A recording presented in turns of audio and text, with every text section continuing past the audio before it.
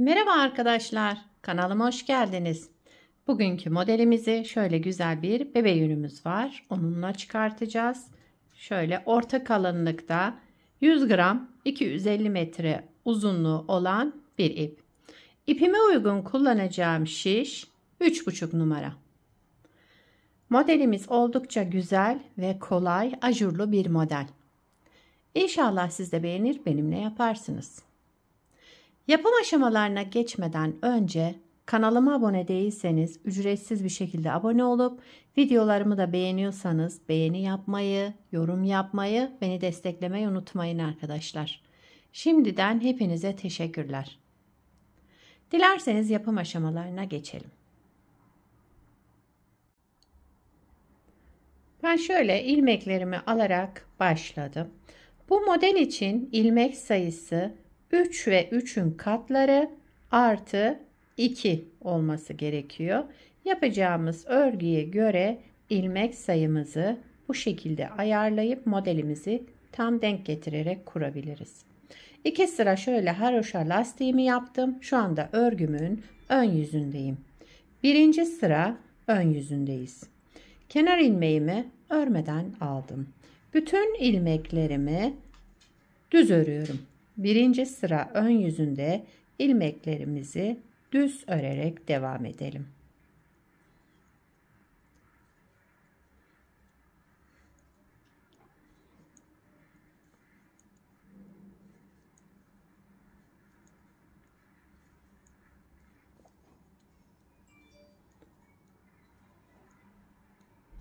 Evet, sıra sonuna geldim. Kenar ilmeğimi de düz olarak ördüm. Birinci sırayı düz olarak tamamladık. Düz örerek. İkinci sıra arka yüzündeyim. İlmeklerimi, kenar ilmeğimi örmeden aldım. Bütün ilmeklerimi ters olarak örüyorum. Sıra sonuna kadar ilmeklerimizi ters örerek devam edelim.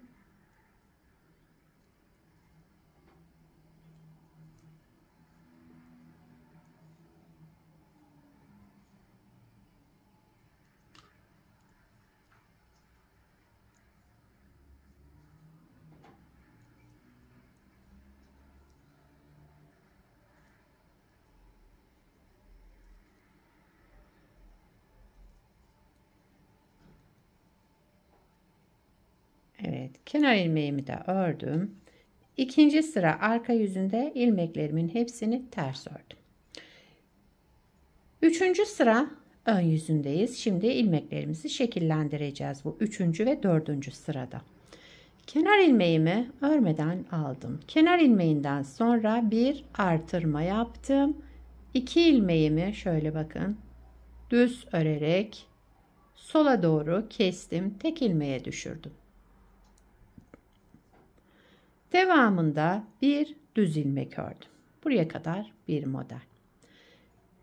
Bir artırma yaptım. Artırmadan sonra 2 ilmeğimi sola doğru düz örerek kestim. Bir düz ilmek ördüm. Bir artırma, 2 ilmeğimizi keselim düz örerek. Artırmadan sonra kesme işlemi, daha sonra bir tek düz örüyorum. Bir artırma, bu 2 ilmeğimizi sola doğru düz örerek keselim. Devamında bir düz ilmek örelim. Aynı şekilde devam ediyorum.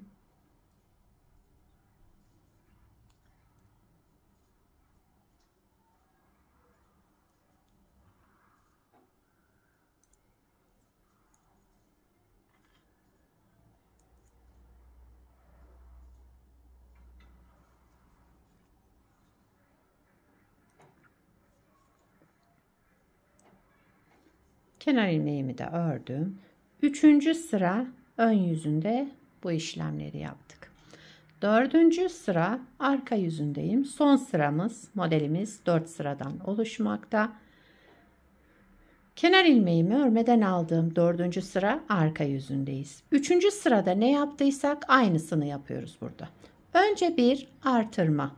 Kenar ilmeğinden sonra bir artırma yaptım. Sıradaki bakın şu iki ters ilmeğimin ikisini bir alarak sola doğru yine kestim ve tek ilmeğe düşürdüm. Devamında şu ajurlu olan ilmeğimi de düz ördüm. Bir artırma yaptım. Bu iki ters olan ilmeğimi aldım, düz örerek tek ilmeğe düşürdüm. Bu ilmeğimi de düz ördüm. Bir artırma, iki ilmeğin ikisini bir düz örerek tek ilmeğe düşürelim. Sıradaki ilmeğimizi, bu ajurlu olan ilmeğimizi de düz örelim. Önce artırmayı yapıyoruz. Daha sonra kesme işlemini yapıyoruz. Daha sonra tek olan düz ilmek örüyoruz. Modelin 4. sıra bu şekilde devam ediyor.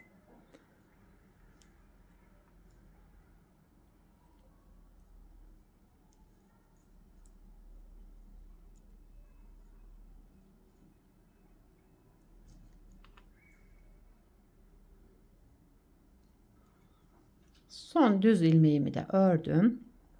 Kenar ilmeğimi ördüm. Sıramı tamamladım. Modeli bir kez kurmuş olduk. Bakın model şu an pek belli değil ama ilerledikçe görünecek harika bir model çıkıyor ortaya. İsterseniz bir kez daha kuralım hemen modelimizi, daha anlaşılır olsun. Modelimizi ikinci kez kuruyoruz. Modelin birinci sıra ön yüzündeyiz. Kenar ilmeğimi örmeden aldım. Bir sıra düz örüyoruz. Birinci sıra ön yüzünde bütün ilmeklerimi düz örüyorum. Sıra sonuna kadar düz örerek devam edelim.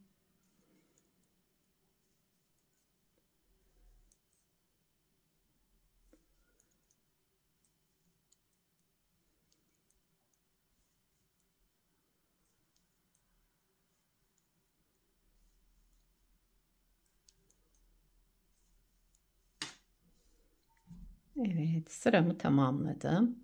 İkinci sıra arka yüzünde kenar ilmeğimi örmeden aldım. Bütün ilmeklerimi ters örüyorum. Birinci sıra ön yüzünde düz, ikinci sıra arka yüzünde ters örerek devam edelim.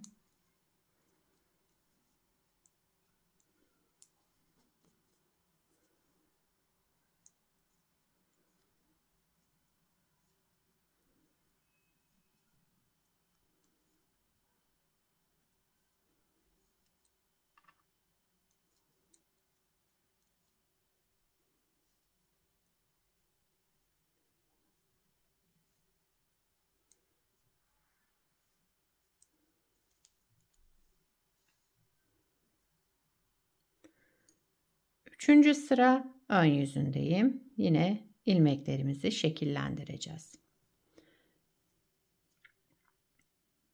Kenar ilmeğimi örmeden aldım. Bir ilmek artırma yaptım. Şu şekilde. Daha sonraki iki ilmeğimin ikisini bir şu şekilde düz örerek tek ilmeğe düşürdüm. Devamında bir düz ilmek ördüm. Modelde kaydırma yok arkadaşlar. Bakın birinci modelde nasıl yaptıysak ikincisini de aynı şekilde kuruyoruz. Bir artırma yapalım. Devamındaki iki ilmeğimizi düz örerek sola doğru keselim. Bir düz ilmek örelim. Bir artırma, iki ilmeğin ikisini bir alarak düz ördüm. Devamındaki ilmeğimi de düz ördüm. Böyle devam ediyoruz.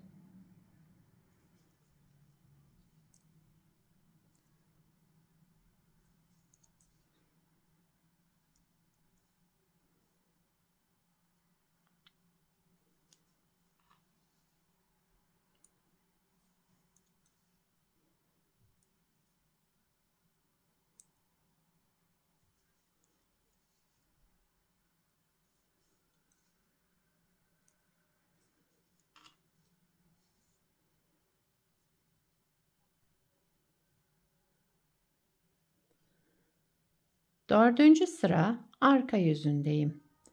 Dördüncü sıra arka yüzünde kenar ilmeğimi örmeden aldım.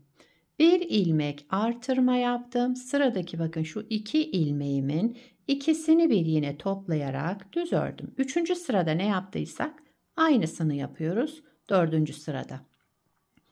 Bu ilmeğimi de yine düz ördüm. Devamında bir artırma yaptım. Daha sonra bu iki ilmeğimi ikisini bir düz örerek sola doğru kestim. Bu ajurlu ilmeğimi de düz ördüm.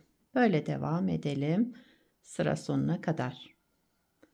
İlmeklerimizin sırasını unutmayalım şöyle. Ajurluyu düz örüyoruz bir tane olarak. Daha sonra bir artırma. Bu iki ters görünen ilmeğimizi de ikisini bir alarak düz örüyoruz. Sıra sonuna geldik.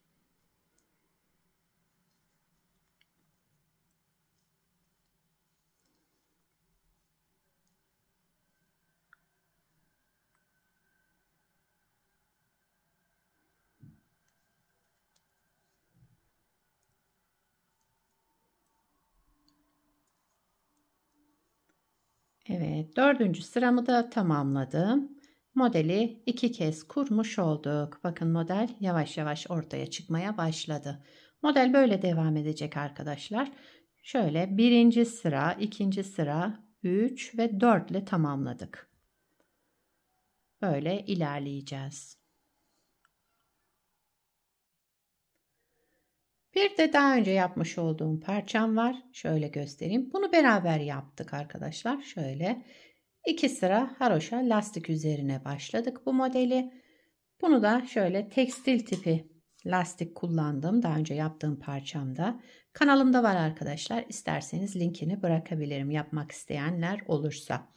Modelimiz böyle devam ediyor. Bakın gayet güzel. Şöyle kenarları düzgün çıkan modellerden. Arka yüzü de şöyle. Yakadan başlama örgülerinizde de şöyle bir görüntü elde edersiniz. Bu modeli yetişkin örgülerinde kullanabilirsiniz. Çocuk örgülerinde yani her türlü örgüde yazlık, kışlık ona göre iplerinizi tercih ederseniz harika görünen, yapımı da oldukça kolay ve hızlı ilerleyen bir model. Sizler de nelerde kullanacaksınız bu modeli, neler yapacaksınız onları da yorumlarda belirtirseniz sevinirim. Beni buraya kadar izlediyseniz bir beğeni yapmayı, yorum yapmayı, beni desteklemeyi unutmayın arkadaşlar. Yapacak olanlara kolay gelsin. Bir sonraki videoda görüşmek üzere. Hoşça kalın.